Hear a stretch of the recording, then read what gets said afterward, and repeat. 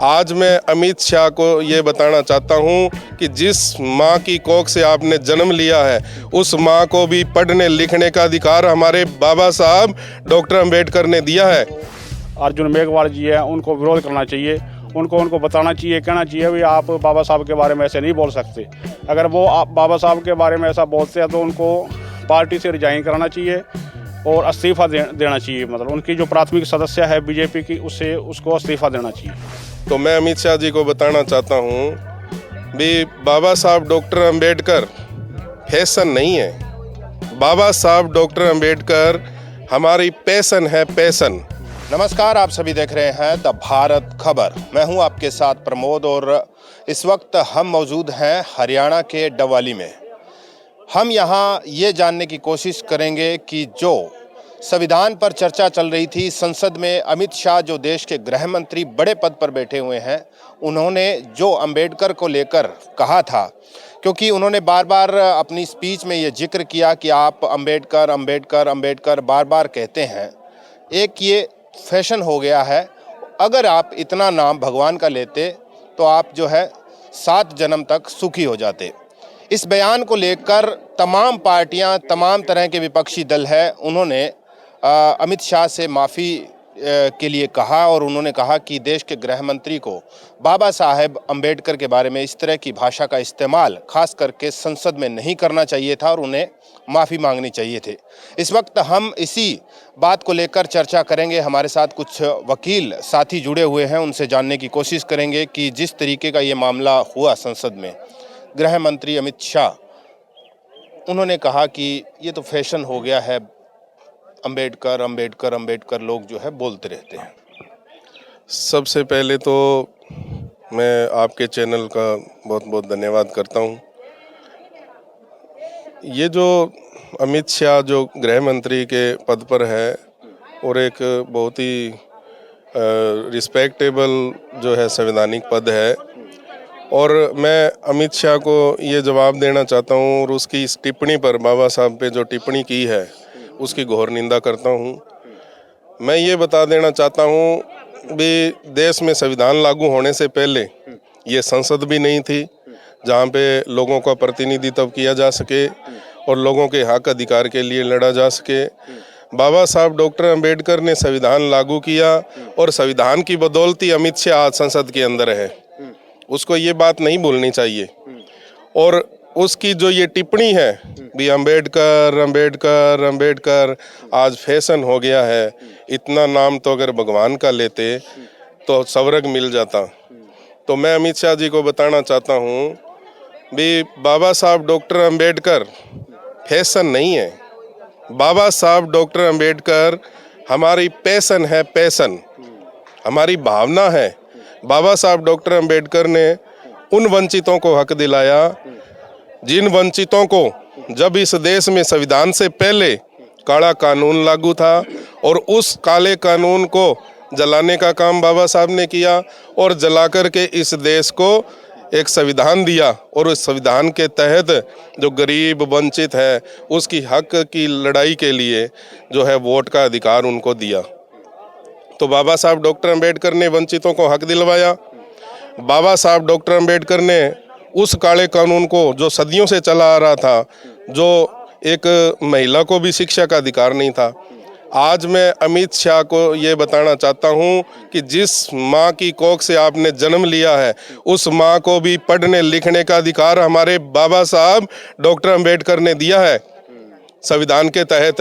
आपकी कोई बहन भी होगी, आपकी बेटी अगर आज पढ़ लिख करके स्कूल में अच्छे में अगर नौकरी करती है या किसी संवैधानिक पद पे जाती है तो वो भी मेरे बाबा साहब की बदौलत है, न कि उस काले कानून की बदौलत। काला कानून कभी भी महिलाओं को पढ़ने लिखने की इजाज़त नहीं देता था और काला कानून कभी भी वंचितों को संसद में पहुंचने का हक अधिकार नहीं देता था। और आज मुझे गर्व है बाबा साहब डॉक्टर अंबेडकर पर और गर्व है उन अनुयायियों पर जो जय भीम जय भारत का नारा जो है आज संसद तक पहुंचाने का काम किया। एक विपक्ष ये कह रहा है कि ये जो बयान दिया संसद में, इसको लेकर एक तो माफ़ी मांगे और एक इस्तीफा दे। आपको लगता है कि माफ़ी तो मांगनी चाहिए, है ना? बिल्कुल, बाबा साहब डॉक्टर अंबेडकर देश के संविधान के रचयिता हैं। बाबा साहब डॉक्टर अंबेडकर ने सदियों से चली आ रही अस्त व्यस्त व्यवस्था को एक संविधान के तहत जो है विकसित बनाने का काम किया। बाबा साहब डॉक्टर अंबेडकर के कारण आज हर धर्म के, हर जाति के लोगों को अपने हक अधिकार को प्राप्त करने का जो है एक बहुत ही लोकतांत्रिक व्यवस्था मिली। तो उसके तहत आज जो है हर जो व्यक्ति है वो अपने हक अधिकार को लोकतांत्रिक तरीके से ले सकता है। तो इसलिए जो है जो अमित शाह है, जो गृह मंत्री के पद पर है और वो भी संविधान के तहत है, अगर उनकी ऐसी ओछी भावना है, ऐसी मानसिकता है जो मानवता के बिल्कुल खिलाफ है, अगर वो बाबा साहब पे टिप्पणी करते हैं तो इसका सीधा का सीधा अर्थ है कि वो वो जातिवादी मानसिकता से और धर्मवादी मानसिकता से जकड़ा हुआ है।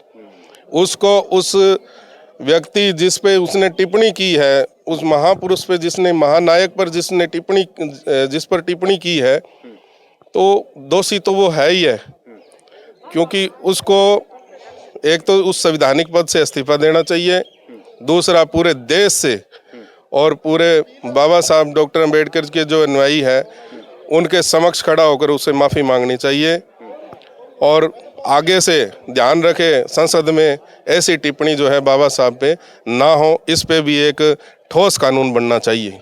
एक बात मैं ये भी जानना चाहूँगा, क्योंकि संविधान पर चर्चा हो रही थी, विपक्ष ये कह रहा है कि ये संविधान को खत्म करना चाहती है जो मौजूदा सरकार है। इसको आप कैसे देखते हैं? क्या संविधान को लेकर बीजेपी इतना बदलाव करना चाहती है ये सरकार जो है? देखिए, जो चर्चा चल रही थी वो संविधान के ऊपर चर्चा चल रही थी और लगभग जो है संविधान इन्होंने ख़त्म करने का काम किया है, क्योंकि जो तन लागे सो जाने। जिन लोगों के लिए संविधान में आरक्षण की व्यवस्था की गई, जिन लोगों के हक अधिकार के लिए संविधान के अंदर व्यवस्था की गई, उनको अभी हक अधिकार नहीं मिले हैं और संविधान पूर्ण रूप से लागू नहीं हुआ है। जो लोग संविधान को पूर्ण रूप से लागू करवाने के लिए जो प्रतिनिधि जनता ने चुनकर देश की पार्लियामेंट में भेजे हैं, वो लागू करवाने के लिए अगर लड़ रहे हैं, तो ये जो बीजेपी गवर्नमेंट है या इसके जो भी जितने भी आला कमान लीडर्स हैं, अमित शाह जैसे, उनके पेट में दर्द हो रहा है, ताकि ये संविधान पूर्ण रूप से लागू ना हो जाए, इसको धीरे धीरे करके ख़त्म किया जाए। खत्म करना चाहते हैं? यस। क्या नाम है जी आपका? लक्ष्मण दास कनवाड़ी, एडवोकेट। मुझे ये बताइए कि ये जो भाषा का इस्तेमाल किया गया बाबा साहेब अम्बेडकर के लिए संसद में, वो भी गृह मंत्री के द्वारा, कि फैशन हो गया है, कैसे देखते हैं आप? इसके अंदर सबसे पहली बात तो ये है कि जो गृह मंत्री जी ने बाबा साहब के बारे में संसद के अंदर, राज्यसभा में जो बोला है, तो ये अंबेडकर अंबेडकर अंबेडकर ये एक फैशन हो गया है। मैं इसकी कठोर शब्दों में घोर निंदा करता हूँ कि उनको गृह मंत्री के पद के ऊपर होते हुए ऐसा कुछ नहीं बोलना चाहिए बाबा साहब के बारे के अंदर, क्योंकि बाबा साहब ने इस देश को बहुत कुछ दिया है, संविधान बना के दिया है, बहुत से लोगों का, जो दबे कुचले लोग हैं, उनको मान सम्मान मिला है इससे, और जो महिलाएं हैं, औरतें हैं, बच्चों हैं, संविधान के जरिए सभी को अधिकार मिले हैं। जितने भी जातियां हैं, धर्म हैं, सभी को संविधान के जरिए ही जो अधिकार प्राप्त हुए हैं। तो उनको मतलब ये शब्द जो बोले हैं, मैं उसकी घोर निंदा करता हूँ। और इसके लिए सबसे पहले तो मैं, जो अमित शाह ने बाबा साहब के बारे में गलत शब्दों का इस्तेमाल किया है, उसके लिए मैं अपने जो समाज के जो जितने भी एमपी हैं, सबको, उनको मैं दोषी ठहराऊंगा कि उन सभी, चाहे वो किसी भी पार्टी से हैं, जो रिजर्वेशन से जीत कर जाते हैं, बाबा साहब की वजह से उन लोगों को रिजर्वेशन मिली है, वो लोग रिजर्वेशन के तहत मतलब पार्लियामेंट में जाते हैं, बैठते हैं वहाँ पर। अगर कोई भी शख्स है जो मनुस्मृति से ग्रस्त है, ब्राह्मणवादी जो उसकी सोच है, अगर कोई ऐसा व्यक्ति बाबा साहब के बारे के अंदर बोलता है, तो हमारे सबसे पहले जो एमपी जो जीत कर गए हैं, उनको विरोध करना चाहिए, उनको आवाज़ उठानी चाहिए। उनको सबसे पहले उनको आवाज़ उठानी चाहिए, क्योंकि हम अपने जो लोग हैं जिता कर भेजते हैं, हमारे आगू हैं, वो हमारे नुमाइंदे हैं। अगर हमारे नुमाइंदे आवाज़ नहीं उठाएंगे वहाँ पर तो कौन उठाएगा। सबसे पहले तो जिम्मेवारी उनकी है। और इसके अंदर बीजेपी की सरकार के अंदर एक अपने एससी समाज से अर्जुन मेघवाल जी हैं, तो मैं उनके ऊपर भी टिप्पणी करना चाहूँगा कि उनको भी मतलब जो अपने बीजेपी के नेता है तो उनको विरोध करना चाहिए। वो आजकल मतलब उसके दाएं बाएं, मोदी जी के दाएं बाएं हैं वो। तो अगर बाबा साहब के बारे में कोई भी, चाहे वो अमित शाह बोलते हैं या कोई और नेता बोलता है, तो अर्जुन मेघवाल जी है उनको विरोध करना चाहिए। उनको बताना चाहिए, कहना चाहिए भी आप बाबा साहब के बारे में ऐसे नहीं बोल सकते। अगर वो बाबा साहब के बारे में ऐसा बोलते हैं तो उनको पार्टी से रिजाइन कराना चाहिए और इस्तीफा देना चाहिए। मतलब उनकी जो प्राथमिक सदस्य है बीजेपी की, उससे उसको इस्तीफा देना चाहिए। दूसरा ये कि विपक्ष ये कह रहा है कि अमित शाह को पूरे देश से माफ़ी मांगनी चाहिए और इस्तीफा भी देना चाहिए गृह मंत्री के पद से, क्योंकि संसद में इस तरह की भाषा, वो भी बाबा साहब अम्बेडकर के लिए कहना सरासर गलत भी है और ये सहनीय योग्य भी नहीं है। नहीं, मैं इस बात का समर्थन करता हूँ। लोगों की जन भावना है, जो दलित समाज के जो लोग हैं उनकी जन भावना भी यही है। जो अमित शाह ने बाबा साहब के बारे में गलत शब्दों का इस्तेमाल किया है, तो जो भी गलत शब्द बोले हैं उन्होंने, तो उसके लिए उसको पहले माफ़ी भी मांगनी चाहिए और गृह मंत्री का जो पद है उससे इस्तीफा भी देना चाहिए। और इसके लिए अगर वो माफ़ी नहीं मांगती है तो मैं जो दलित समाज के लोग हैं, दलित समाज के नेता हैं, उनको आह्वान करूंगा आपके चैनल के माध्यम से, उनसे बेनती भी करूंगा कि वो सब लोग इस चीज़ का विरोध करें, अमित शाह का विरोध करें, बीजेपी का विरोध करें, प्रधानमंत्री मोदी जी का विरोध करें, सड़कों पर आएँ, धरना प्रदर्शन करें, आंदोलन करें। और उनको मतलब इतना ये करना चाहिए, समाज को इतनी अपनी एकजुटता दिखानी चाहिए, इस विषय के ऊपर अपनी शक्ति दिखानी चाहिए कि वो लोग माफ़ी मांगने के लिए मजबूर हो जाएं। क्या नाम है जी आपका? मनोज कुमार एडवोकेट जी। मुझे ये बताइए कि ये जो संसद में गृह मंत्री अमित शाह ने बाबा साहेब अम्बेडकर के बारे में कहा कि ये एक फैशन हो गया है, इसको लेकर विपक्ष हमलावर है, प्रदर्शन भी कर रहा है, कह रहा है कि देश से माफ़ी मांगे अमित शाह और अपने पद से इस्तीफा दें। आप क्या सोचते हैं, क्योंकि आप वकील हैं? ये जी बाबा साहब के बारे में जो बोला वो बहुत ही गलत बोला है अमित शाह ने जी। इनको सारे समाज से माफ़ी मांगनी चाहिए, सारे देश से माफ़ी मांगनी चाहिए और अपने पद से इस्तीफा देना चाहिए। ये बहुत ही निंदनीय है, हम इसकी निंदा करते हैं। संसद में चर्चा ये चल रही थी कि बीजेपी की जो सरकार है वो संविधान को खत्म करना चाहती है, वो पूर्ण रूप से लागू नहीं कर रही है। इसको लेकर चर्चा छिड़ी हुई थी, तो क्या आप भी सोचते हैं कि ये जो मौजूदा सरकार है वो संविधान को खत्म करना चाहती है?